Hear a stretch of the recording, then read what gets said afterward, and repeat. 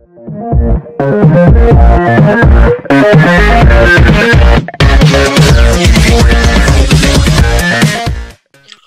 Swastiastu. Selamat pagi anak-anak, bagaimana kabarnya? Semoga anak-anak semuanya sehat-sehat nih. Jadi di hari ini, pertemuan kali ini, Bapak akan menjelaskan materi tentang catur pramana.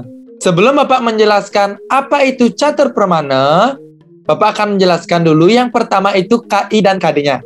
Yang kedua indikator, yang ketiga tujuan, lalu materi dan evaluasi. Baiklah, di layar sudah kelihatan, inilah kompetensi dasar yang kita sudah sepakati. Yang pertama, menerima ajaran catur pramana di dalam mencari pengetahuan kebenaran. Yang kedua, menunjukkan perilaku santun terhadap pendapat orang lain dalam mencari kebenaran ilmu pengetahuan berdasarkan catur pramana. Yang ketiga, memahami ajaran catur pramana dalam mencari pengetahuan kebenaran. Dan yang keempat, mempraktikkan ajaran catur pramana dalam mencari ilmu pengetahuan kebenaran. Selanjutnya, yaitu ada indikator. Anak-anak bisa lihat, inilah indikator-indikatornya. Yang pertama, meyakini ajaran catur pramana di dalam mencari ilmu pengetahuan. Yang kedua, meyakini kebenaran adanya ide Sang Yang Widiwasa. Yang ketiga, menerima pendapat orang lain dalam memperoleh pengetahuan yang benar melalui pengamatan langsung, melalui kesimpulan, melalui perbandingan, dan melalui kitab suci. Yang keempat, menjelaskan pengertian catur pramana. Yang kelima, menyebutkan bagian-bagian catur pramana. Keenam, menjelaskan bagian-bagian catur pramana. Yang ketujuh, menyebutkan contoh-contoh catur pramana. Dan yang terakhir, mengidentifikasi adanya ide Sang Yang Widiwasa berdasarkan ajaran catur pramana. Setelah indikator, baru kita masuk ke dalam tujuan. Bisa anak-anak lihat, inilah 8 tujuan kita mempelajari materi catur pramana. Yang pertama, meyakini ajaran catur pramana di dalam mencari pengetahuan kebenaran. Yang kedua, meyakini kebenaran adanya ide Sang Yang Widiwasa. Yang ketiga, menerima pendapat orang lain dalam memperoleh pengetahuan pengamatan langsung, melalui kesimpulan, melalui perbandingan, dan melalui kitab suci. Yang keempat, menjelaskan pengertian catur pramana.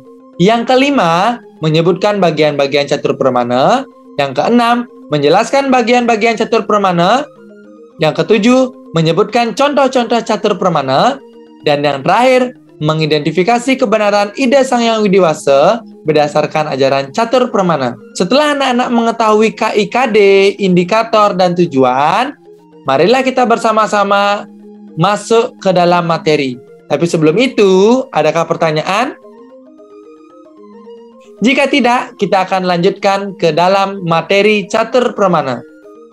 Anak-anak bisa melihat, inilah bagian dari catur pramana. Jadi ada pengertian, ada bagian-bagian catur pramana, dan contoh-contoh catur pramana.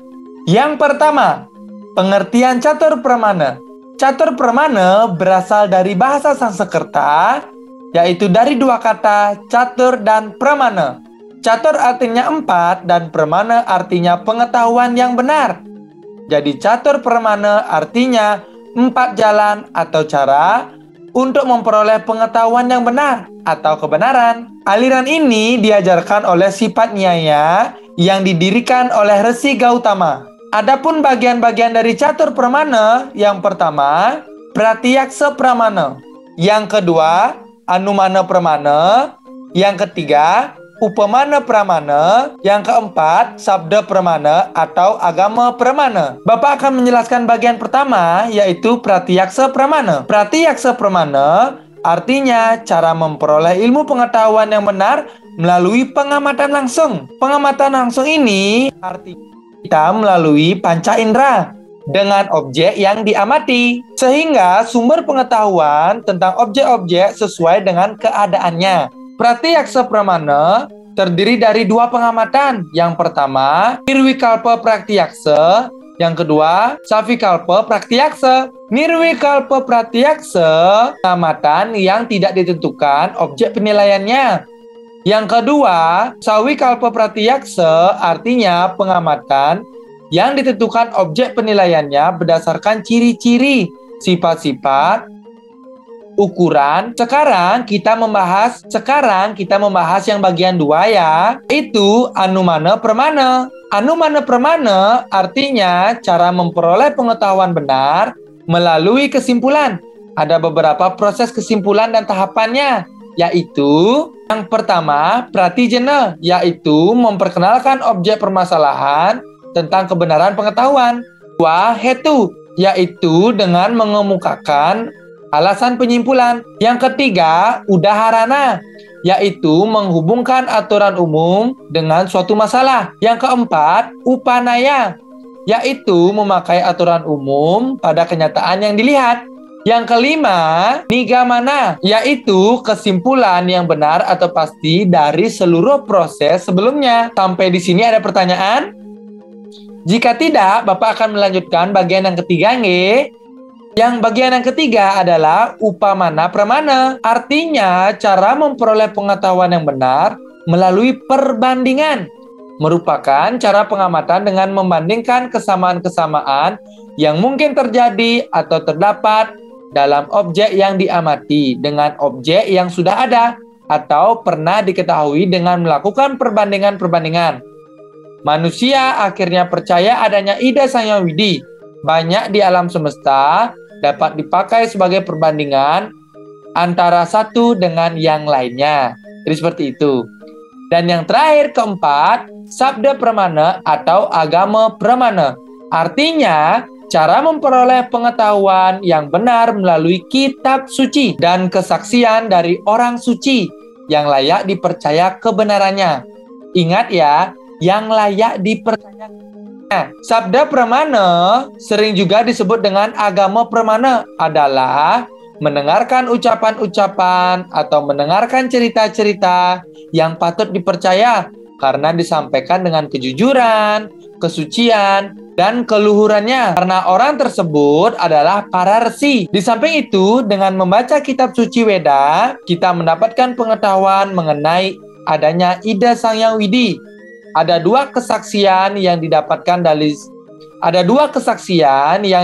dari sabda pramana, yaitu laukika sabda, yaitu kesaksian yang didapat dari orang-orang terpercaya dan dapat diterima dengan akal yang sehat.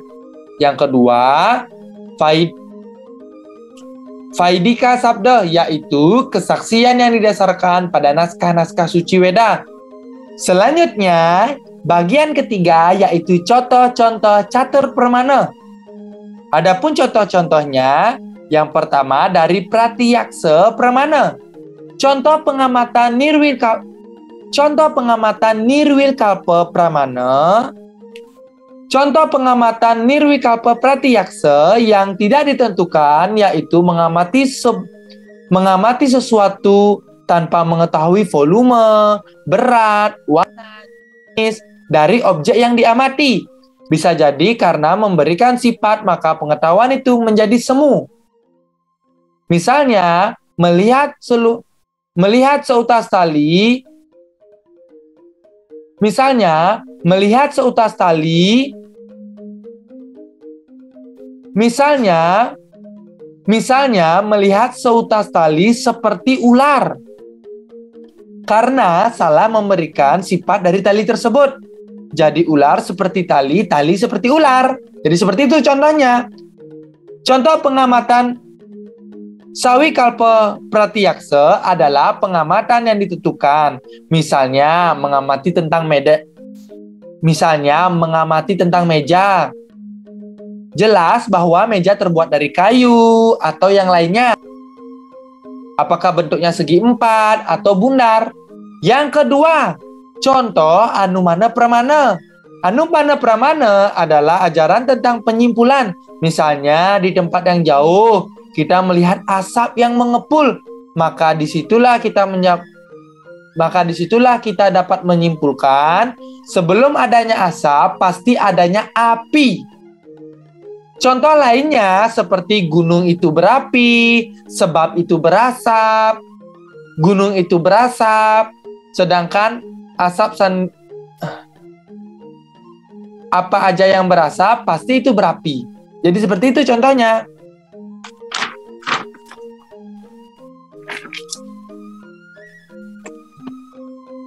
Sampai di sini anak-anak ada pertanyaan? Jika tidak, melanjutkan contoh. Bapak akan melanjutkan contoh-contoh catur permana di bagian yang ketiga, nggih. Bagian yang ketiga ada upanama. Yang ketiga ada upamana pramana. Adalah cara mendapatkan pengetahuan yang benar berdasarkan perbandingan antara nama dan objek. Misalnya, orang telah tahu tentang kucing. Bila ingin memberikan pengetahuan tentang harimau, akan dapat dibandingkan dengan binatang kucing. Yang keempat, contoh agama atau sabda pramana. Kesaksian dari orang suci yang dapat dipercaya yang dinyatakan dalam kata-kata. Dari kitab suci Weda menjadi wahyu dari Tuhan. Apa yang diucapkan atau menceritakan menjadi pengetahuan bagi pendengarnya. Misalnya, guru ilmu pengetahuan alam bercerita bahwa di angkasa banyak planet-planet. Bagaimana bumi terbentuk bulat. Setiap murid percaya sebagaimana bumi berbentuk bulat dan berputar. Setiap murid percaya kepada apa yang dikatakan oleh gurunya, walaupun murid-muridnya tidak pernah membuktikan apalagi melihat langsung. Nah, setelah Bapak memberikan materi tentang catur pramana, marilah kita menjawab latihan atau evaluasi yang sudah Bapak tulis di PowerPoint ini. Baiklah, itu saja yang Bapak bisa sampaikan dari materi catur pramana. Jika ada anak-anak yang ingin bertanya, silakan hubungi Bapak. Terima kasih sudah menyimak materi catur pramana ini. Bapak aturkan suksema dan prama santi. Om Santi Santi Santi Om.